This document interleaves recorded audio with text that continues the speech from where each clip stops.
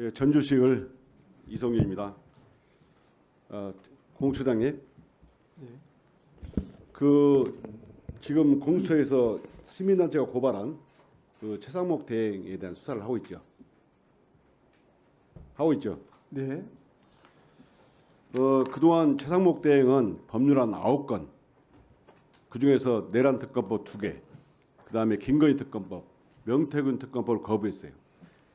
이승만 정권에서는 10년 동안 45건 했는데 윤석열 정권에서는 3년도 안 됐는데 우리가 40건을 거부했고, 최상목 대행은 특검법 4건을 포함해서 무려 9건을 거부권 행사했습니다.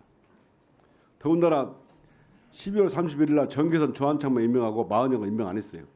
여기에 대해서 헌재에서 이혼을 하겠습니다. 그러면서 이혼 타령을 하면서 이 거부권을 행사하고 있거든요. 저는 명태균 특검법을 거부하면서 검찰 수사가 가속화되고 있는 상황에서 특검은 제도 취지에 안 맞는다 이렇게 거부하는 걸 보고 과연 왜 그럴까? 지금 최상목 대행에 대해서 국민들이 뭐라고 비판하냐면 대통령 권한 대행이 아니고 내란 대행이라고 판단하고 있습니다. 그렇게 평가를 하고 있어요.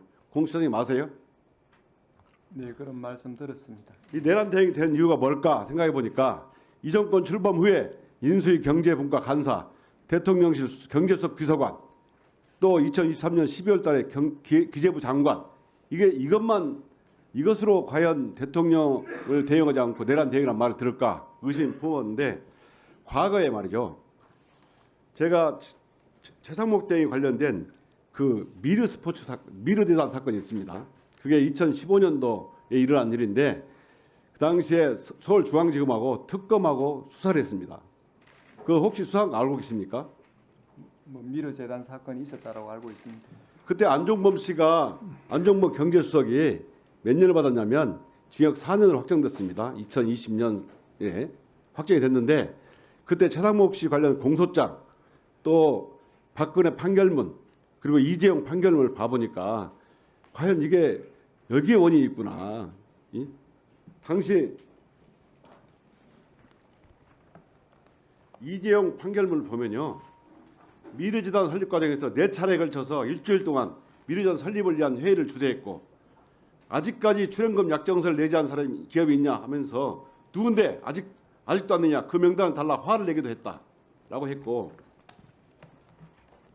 이 안종범 사건을 보면 판결을 보면 미르재단의 최초 출연 대상 기업 지정 및 출연 대상 기업 추가, 출연금 금액의 증액 및 그에 대한 출연 대상 기업의 추가 등은 모두 안종범, 최상목 등 청와대 관계자의 지시에 따라 이루어진 것이라 봄이 상당하다, 이렇게 판결이 돼 있어요.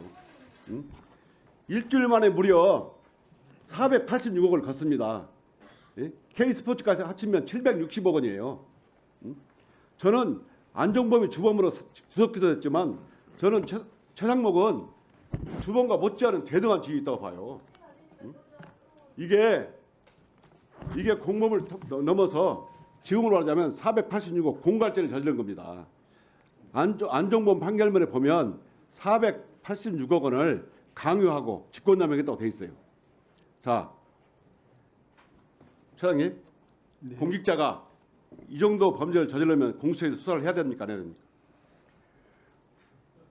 위원님 그 말씀 경청하겠고요. 저희들 지금 수사처에 공수처에 그 고발이 들어와 있는 것은 맞고 지금 알겠습니다. 수사에 관한 사항이라서 저희들이 뭐 자세히 말씀드릴 수는 예. 없고 법과 원칙에 따라 처리하겠습니다. 예.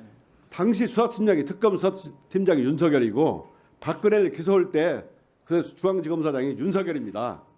윤석열이 안종범을 봐준 겁니다. 이 최상목을 봐준 겁니다. 그 덕분에 이 최상목은 수사를 안 받고 재판도 안 받았고, 그 후에 살아나와서 윤석열 정권의 경제수석 비서관이 됐고, 박근혜 정권에서 그 경제금융비서관이었던 최상목이 이 486억을 강요보금하고 이렇게 뜯어갔으면서도 지금까지 재판을 안 받고 있어요. 저희가 공수처에서 직권으로 최상목 대행에 대해서 수사를 해서 다시는 이런 범죄자가 내란 대행이라는 평가를 듣지 않도록, 대통령 대행이 되지 않도록 국민의 편에 설 수 있도록 엄정하게 수사해 주시기 바랍니다. 예, 위원님 말씀 경청하겠습니다. 예. 네, 수고하셨습니다.